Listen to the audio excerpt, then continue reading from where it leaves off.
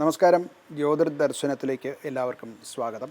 2025 November മാസം 30-ാം തീയതി മുതൽക്ക് ഡിസംബർ 7 വരെയുള്ള ഒരാഴ്ചക്കാലത്തെ എല്ലാ രാശിക്കാർക്കും മേഷാദി 12 രാശികളിലും വരുന്നവരുടെ സാമാന്യ ഫലനിരൂപണം നടത്തുകയാണ്.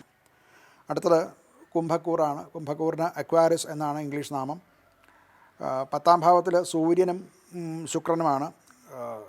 ഇവർക്ക് അവരവരുടേതായിട്ടുള്ള മേഖലയിൽ അഥവാ കരിയറിൽ കൂടുതൽ ഫോക്കസ്, അതിലേക്ക് ശ്രദ്ധ ഉണ്ടാവുന്ന കാലമാണ്.